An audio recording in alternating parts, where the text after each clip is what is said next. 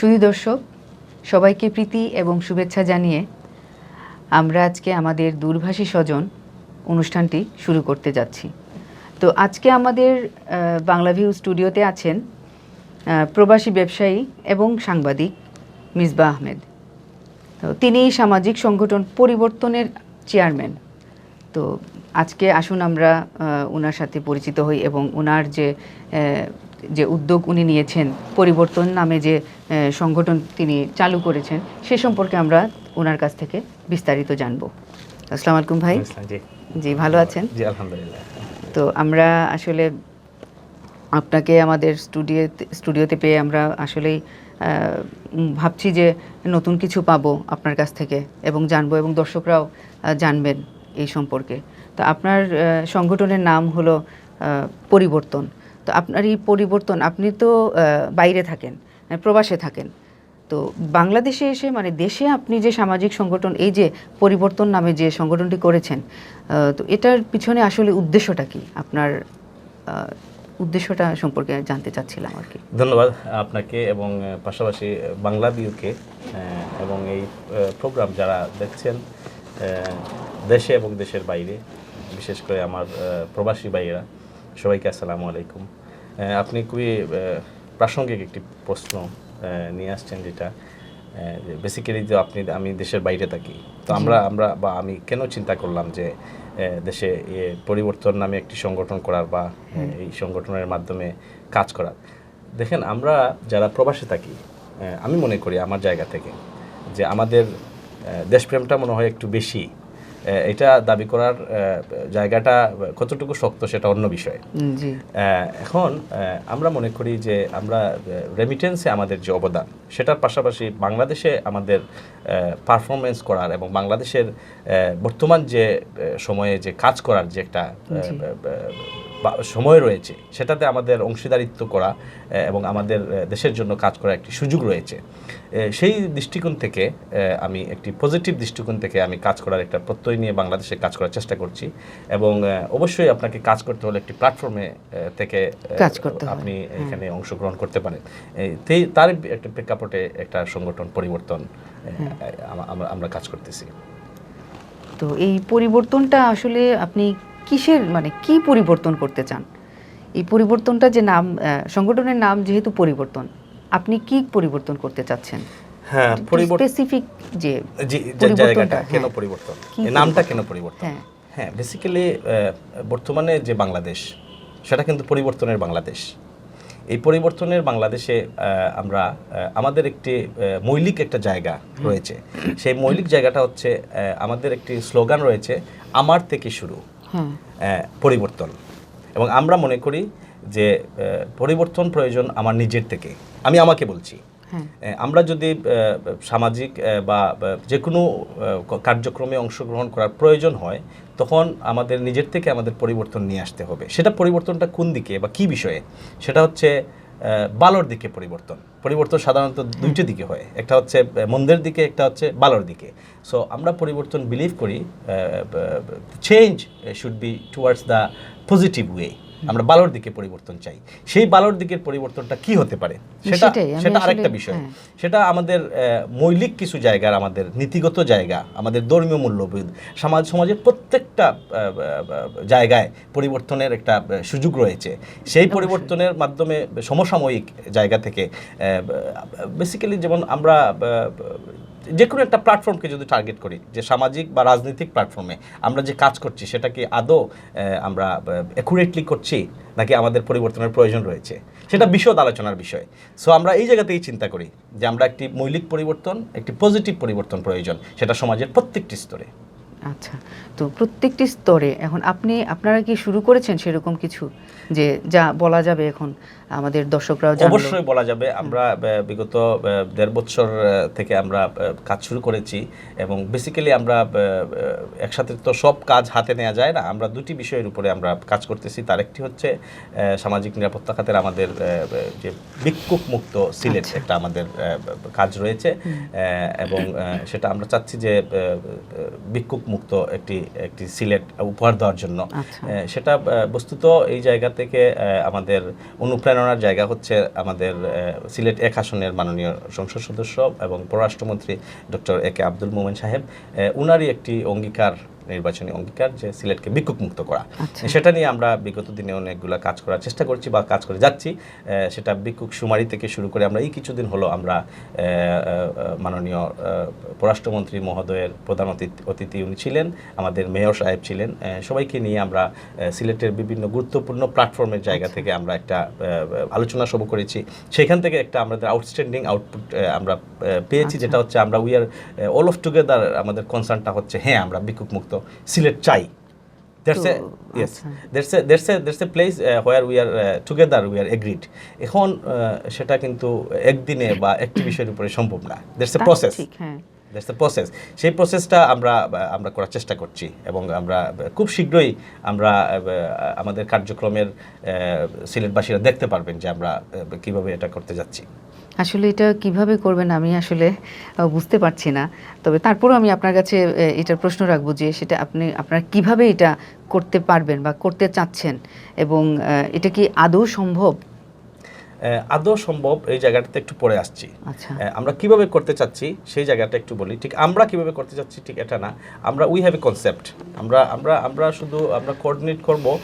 এটা হচ্ছে আমাদের একটা পরিষ্কার একটা জায়গা হচ্ছে আমরা 3টি উপায়ে আমরা মনে করি ভিক্ষুক মুক্ত সিলেট করা সম্ভব। সেটা হচ্ছে 1 নাম্বার হচ্ছে পঙ্গু এবং বয়স্ক ভিক্ষুক যারা কাজ করতে অসমর্থ তাদের পুনর্বাসনের ব্যবস্থা করা, এবং যারা দুস্থ অসহায় যারা কাজ করতে সামর্থ্য তাদেরকে কর্মসংস্থানের ব্যবস্থা করা, এবং ব্যবসায়ী ভিক্ষুক সিন্ডিকেট যেটা কাজ করতেছে তাকে নির্মূল করা। এই 3টি উপায়ে একটা পরিকল্পনার মধ্য দিয়ে একটি সময় সাপেক্ষে যে কাজের যে কার্যক্রম তার একটি বাস্তবায়ন যদি আমরা সম্মিলিতভাবে আমরা পররাষ্ট্রমন্ত্রী মহোদয়ের অঙ্গীকারের সাথে একত্রতা বোধ চিন্তা করে আমরা যদি কাজ করি তাহলে এটা সম্ভব। আমি আবার বলছি, আমাদের আগের মিটিংয়ে আমাদের মন্ত্রী মহোদয় খুবই সুন্দর একটা কথা বলেছেন যে একটা এলাকার নাম ছিল ভিক্ষুক মুক্ত ফকিরহাট। তো ভিক্ষুক মুক্ত ফকিরহাট যদি ভিক্ষুক মুক্ত হতে পারে তাহলে সিলেট কেন ভিক্ষুক মুক্ত হবে না? অবশ্যই সেটা সম্ভব যদি সবার কোঅর্ডিনেশন থাকে।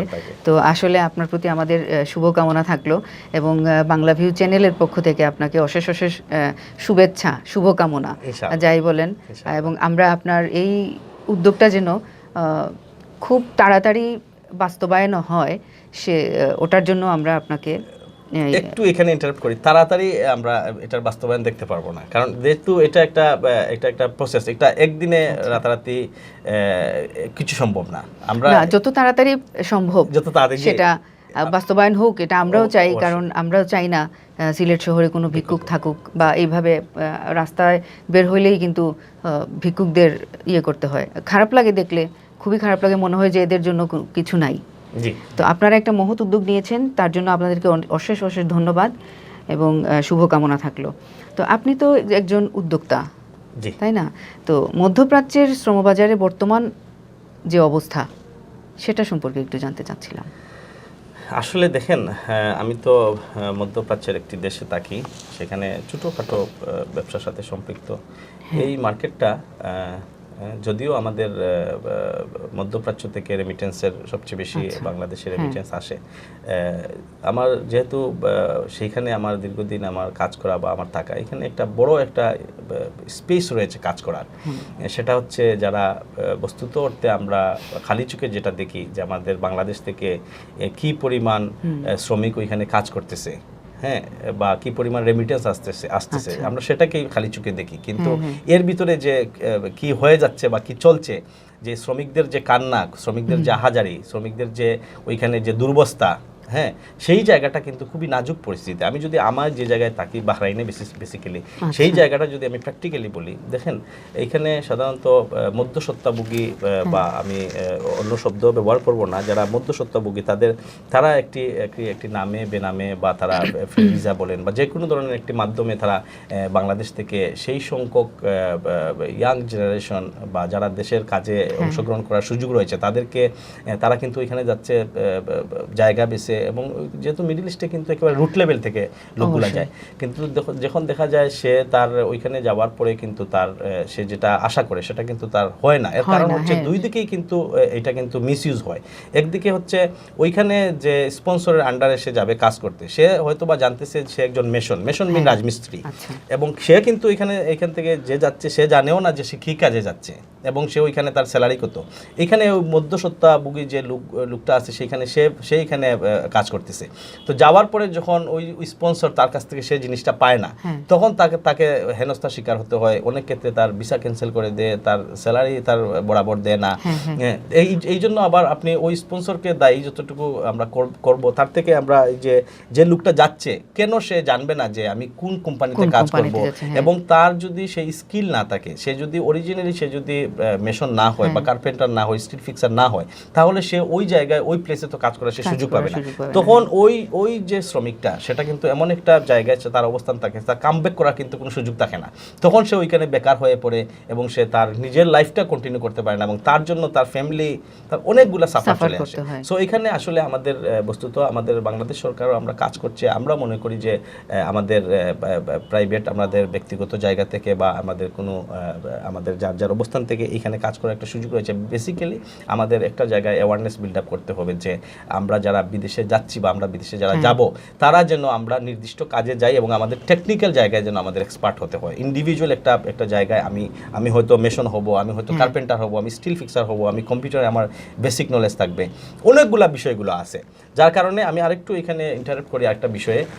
অনেক ক্ষেত্রে আবার যারা ওইখানে কাজ করতেছে তাদের বেসিক জায়গাটা এত উইক থাকে যে ইন্ডিয়ানরা যারা এনআরআই তারা কিন্তু একটা জায়গায় যদি স্টাফ হয়ে ঢুকে তাহলে কিন্তু ভালো একটা জায়গায় চলে যায়, কারণ তার ইংলিশ তার ফ্লুয়েন্টলি থাকে, সে কথা বলতে পারে, তার কম্পিউটার বেসিক জানা থাকে, তখন সে ওই কোম্পানিতে সে ভালো করে উপরে চলে যায়। কিন্তু আমাদের যদি কোনো কাজ কারো থাকেও, তার তো উপরে ওঠার সুযোগ থাকে না তার বেসিক না থাকার জন্য, এবং আমাদের কিছু অ্যাটিটিউডগত সমস্যার কারণে আমরা কি হচ্ছে দেখা যাচ্ছে ওই চাকরিটা তার চলে যায়। তো আমার মনে হয় এটা গ্রাম অঞ্চলে বেশিরভাগ, গ্রামাঞ্চল থেকে কৃষক যারা যেতে চাচ্ছে তারা জায়গা বিক্রি করে, জমি বিক্রি করে, বাড়ি ঘর সব শেষ করে তারপরে যায়। স্কিল থাকে না, ভাবে যে না বাইরে যাব, ওখানে গেলে আমার সব সলভ হয়ে যাবে, এটাই। তো এইখানে আমাদের আমি একটু বলি, এখানে আমাদের পরিবর্তন, এখানে আপনি যেটা বলছেন যে আমরা এই জায়গায় আমরা কিছু কাজ করছি, এখানে আমাদের একটা নির্দিষ্ট একটা স্লোগান নিয়ে আমরা কাজ করছি। পরিবর্তন আমরা মনে করি দক্ষ জনশক্তি, অর্থনৈতিক মুক্তি। আমরা মনে করি দক্ষ জনশক্তি, অর্থনৈতিক মুক্তি, কারণ বাংলাদেশের শক্তি হচ্ছে বাংলাদেশের ম্যান পাওয়ার, বাংলাদেশের জনসংখ্যা। এই একটি বিশেষ করে তৃণমূল থেকে, গ্রাসরুট থেকে আমাদের মহিলা এবং আমাদের ইয়াং জেনারেশন যারা অনেক ক্ষেত্রে দেখা যাচ্ছে যে আমাদের একটা কিন্তু সিলেটের, বিশেষ করে আমি সিলেট বেসড যদি কথা বলি, দেখা যাচ্ছে সিলেটের বেশিরভাগ দেশের বাইরে থাকে, এবং আমাদের একটা জেনারেশন এরা কিন্তু সিলেটে হয়তো বা ইন্টারমিডিয়েট লেভেল পর্যন্ত পড়ে, হয়তো ভালো মোটরসাইকেল দৌড়াচ্ছে, হয়তো ভালো মোবাইল ইউজ করতেছে, কিন্তু তার বাইয়ের টাকা দিয়ে বা কেউ হয়তো বাইরে থেকে টাকা দিচ্ছে। এই যে জেনারেশনটা একটা, যারা টেকনিক্যাল জায়গায় খুবই উইক, তারা কিন্তু পরবর্তীতে দেশের বাইরে গেলেও কিন্তু তার অবস্থান ধরে রাখতে পারবে না। পাশাপাশি কিন্তু সে যদি টেকনিক্যাল জায়গায় যদি এক্সপার্ট হয় এবং যদি সে নির্দিষ্ট একটা জায়গা সে কাজ শিখে, সে নিজে তার পয়সা থাকলে সেটা দিয়ে সে একটা ব্যবসা করুক, একটা বা নিজে কাজ করার একটা সুযোগ সৃষ্টি হয় দেশের ভিতরে এবং দেশের বাইরে।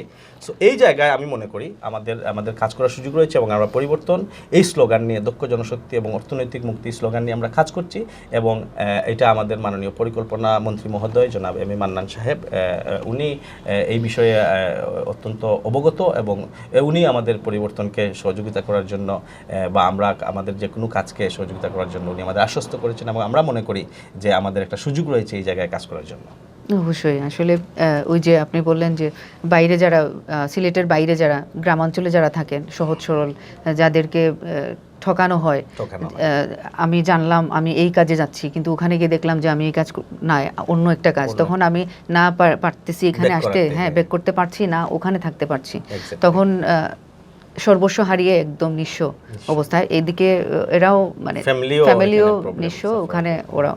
তো আপনারা এই ব্যাপারেও এই যে পরিবর্তন যেটা, এই ব্যাপারে আপনারা কাজ করবেন। তো আসলেই এটা দরকার ছিল, এই পরিবর্তন নামটা আসলেই মানানসই, আপনাদের কাজের ধারার সাথে নামের মিল আছে। তো আপনাদেরকে আবারও শুভকামনা, এবং এই আপনাদের এই সংগঠনটার উত্তরোত্তর সমৃদ্ধি কামনা করছি। আর এখন দেশ নিয়ে তো মানে দেশ নিয়ে আপনার স্বপ্ন কি? দেশ বাংলা মানে দেশের উন্নতির জন্য দেশ নিয়ে স্বপ্ন অনেক বড় একটা প্রশ্ন। দেশ নিয়ে স্বপ্ন কি? দেখেন, দেশ নিয়ে তো সবাই স্বপ্ন দেখে, মানুষ নিজেকে নিয়ে স্বপ্ন দেখে, দেশ নিয়ে স্বপ্ন দেখে। দেশ নিয়েতে বঙ্গবন্ধু স্বপ্ন দেখার জন্যই তো আজকে আমরা স্বাধীন বাংলাদেশে বসে আছি। যদি এই স্বপ্ন উনি দেখতেন না, তাহলে হয়তো স্বাধীন বাংলাদেশের জন্ম হতো না। স্বপ্নকে বাস্তবে রূপান্তরিত করার প্রক্রিয়াটা হচ্ছে আরেকটা জায়গা, কিন্তু আপনাকে প্রথমে স্বপ্ন দেখতে হবে। আমি একজন স্বপ্নবাজ মানুষ প্রকৃত অর্থে। আমি মনে করি যে আমার স্বপ্ন বাস্তবায়ন সেটা হচ্ছে প্রথমত আল্লাহর ইচ্ছা।